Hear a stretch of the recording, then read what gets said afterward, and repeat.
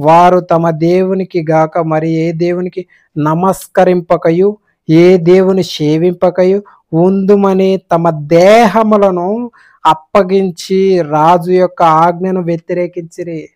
చూడండి, రాజే వారిని గురించి సాక్ష్యం ఇస్తూ ఉన్నారు.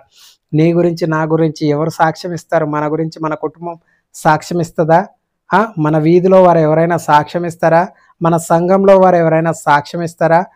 మన ఊర్లో వారు ఎవరైనా మన గురించి సాక్ష్యం ఇస్తారా? మన భార్య, మన భర్త మన గురించి సాక్ష్యం ఇస్తారా? మన స్నేహితులు మన గురించి సాక్ష్యం ఇస్తారా? దేవుని కొరకు వీరు నమ్మకంగా బ్రతుకుతూ ఉన్నారు.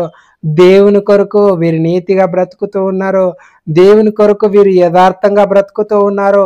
దేవుని విషయంలో వీరి ప్రాణాలను కూడా వీరు లెక్క చేయరు. వీరి నీతిని కాపాడుకునే విషయంలో వీరి ప్రాణాలను కూడా లెక్క చేయరు అనే విషయంలో నీ గురించి నా గురించి ఎవరు సాక్ష్యం ఇస్తూ ఉన్నారు?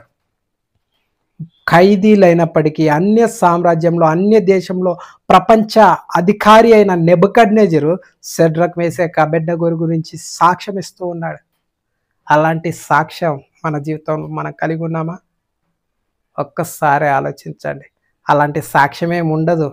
ఎవరు మన గురించి సాక్ష్యం ఇవ్వకపోయినా, ఎవరు మన గురించి దేవుని నామాన్ని ఘనపరచకపోయినా మన జీవితంలో అత్యధికంగా ఆశీర్వాదాలు కావాలనుకుంటా ఎలా వస్తాయి ఆశీర్వాదాలు?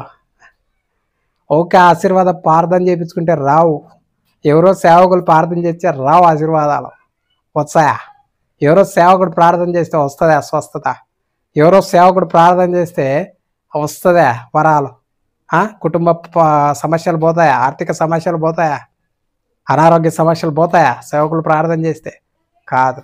నీ జీవితంలో విశ్వాసం ఉంటే, నీ జీవితంలో యథార్థత ఉంటే, నీ జీవితంలో నమ్మకత్వం ఉంటే దేవుడు వాటన్నింటినీ సమకూర్చేవాడుగా ఉంటూ ఉన్నాడు. వాటన్నింటినీ నీకు బహుమానంగా ఇచ్చేవాడుగా ఉంటూ ఉన్నాడు.